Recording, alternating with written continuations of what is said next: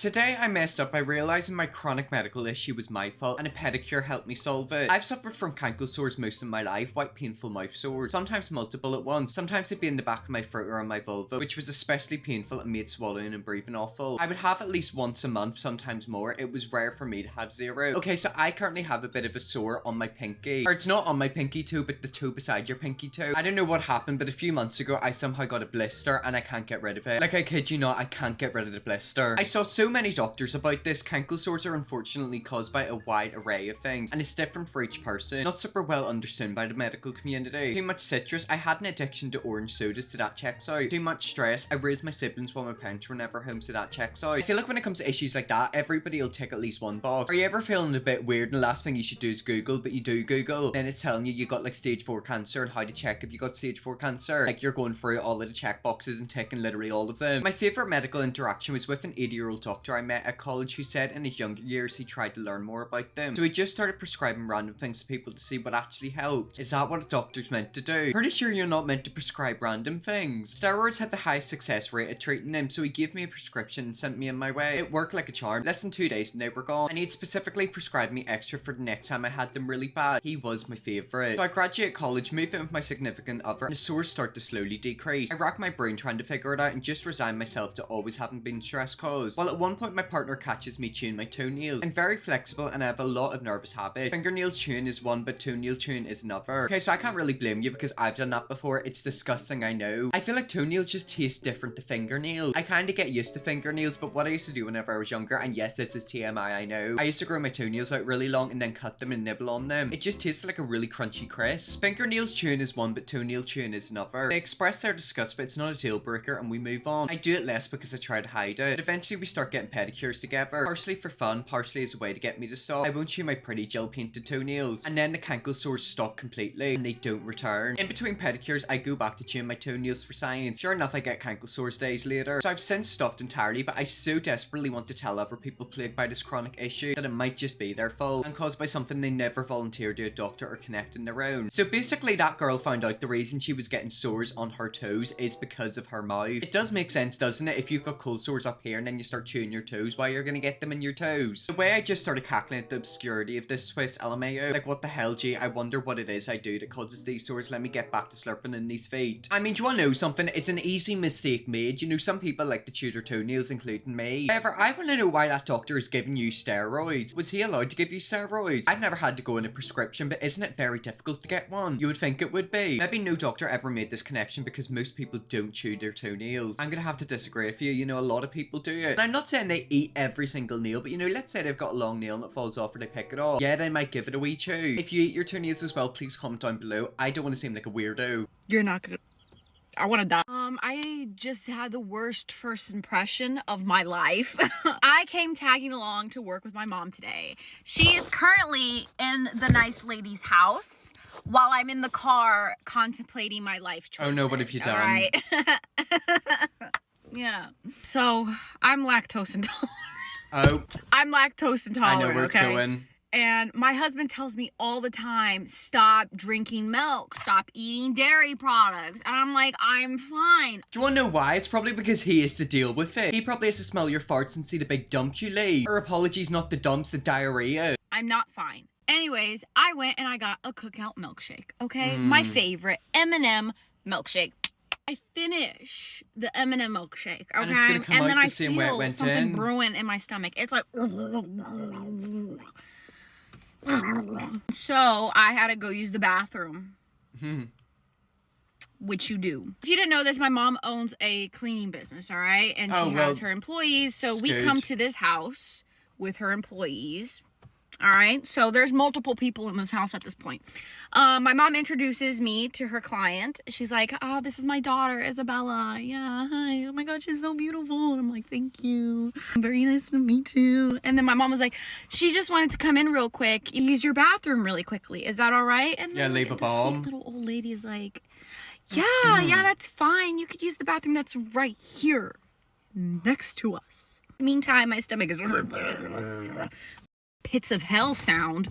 My stomach quiets down for a little bit. It's like, chill, you know? I gotta go to the bathroom, but it's not like... Perfect. All right, this is gonna be done and easy. No. No. The worst part is that they were like right outside the bathroom because the bathroom's right next to the living room. I hear them talking. All right, I hear them talking. And then all of a sudden, sounds like ketchup. I just let out the biggest fart. Oh. And it's not just wet one. One fart. It's Multiple. that one that you can't stop. It's like a car starting.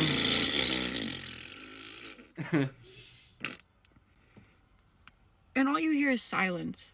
My soul left my body at that point. I get out of the bathroom and they're right there. I didn't know what to do. I didn't know what to say. I don't know why, but my natural instinct was to just look at the old lady and be like, thank you. She probably can relate to you somehow. It gets worse. Like, we've all had a big fart when one you of let my out. mom's employees was on the second floor, so she didn't hear it, okay? The She'll employee smell comes it. down as I'm walking out, and she walks inside the bathroom, and all you hear is, ugh!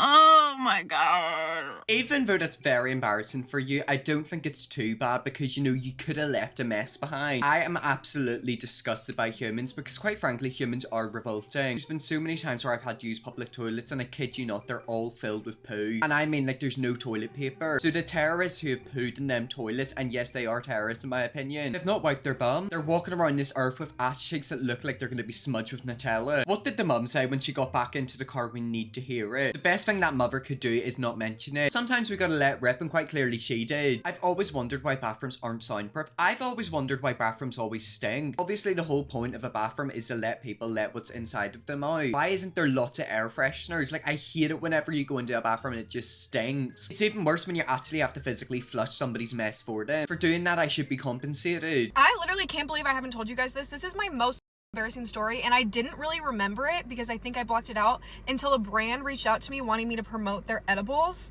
Oh, edibles. Oh my god, I need to tell you guys. I've never known that you can do sponsorships for edibles. That's the first I've ever heard of that. So I don't sleep. I literally have to take something every night to sleep. So when I sleep over at a guy's house, normally I have loose pills in my purse, medicated pills, that I'll take to go to bed. But I didn't this night. So he was like, oh, I have like THC gummies that you can go to bed there for sleeping. And I was like, oh, like haven't tried that before. But yeah, like people do that all the time. That's totally fine. Wait, you're just gonna try that? Mind you, I do not smoke often. He hands me them and he's like, oh, you'll probably only need one, but here, just take the thing, like keep it by your bedside, whatever. So I take one and he is falling asleep, but I'm wide awake still because they take a while to work, and I forget that I take one. So oh about god, you took 15 minutes later, I take another one because I'm like, oh, I should take that so I can go to bed. And another And then one. about 20 minutes later, I'm like, oh, I should take that so I can go to bed. Edibles take like about an hour to hit, so I'm laying there thinking, not a big deal, whatever. And then all of a sudden, babe, I start to forget how to breathe. So I'm laying there like, how do you breathe? Like, I have to think about every breath. And so I start to panic. I'm like, I need to go to the hospital. Like, I'm having an anxiety attack. I forget how to breathe. I can't function. Probably I don't 'cause you want to wake this man up because I don't want him to gummies. think I'm a little. So I just am like having a panic attack silently by myself, forgetting how to breathe. So I'm like just kind of holding my breath on accident. And then I start to shake because I'm not breathing, and it wakes him up. And all of a sudden he looks up, he sits up, and he's like, are you okay? Like, are you good? Do you need anything? Do you need water?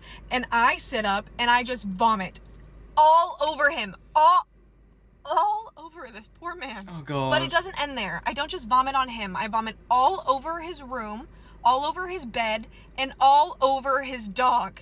His dog! So I just get up and I walk outside Not the dog. as fast as I can for somebody who can't breathe, and I'm sitting outside on a lawn chair sobbing. You know, like when little kids throw up and they start to cry? That's what I was doing. I was like hyperventilating, being like, I want my mommy, I can't breathe, I need to go to the hospital. He comes out and he is like, okay, what can we do, trying to calm me down. I'm still vomiting, and I had seafood, so it was like not fishy. Not pleasant by any means. Ooh. And I assume what he did next was go get the hose to wash his dog off, not me. But as soon as I saw the garden hose, I was like, clean me off. Like, clean me off. I can't go inside like this. So he's spraying me down with the hose, and I'm like, I'm still wearing clothes. Like, I need to get out of these clothes. So I just start stripping, butt-ass naked, while sobbing and throwing up, stating I need to go to the hospital. In front of a guy you don't butt-ass really know. naked on a lawn chair, trying to, like, regroup. Having an existential crisis. Like, the things I were saying, like, I wouldn't even say to my therapist. And this poor man just stood out there with me for probably like 2.5 hours while I threw the biggest fit of my whole life And I'd like to say I wouldn't try edibles again, but I know myself and I will. And I'll probably have the same experience. But I'll try them again after that too.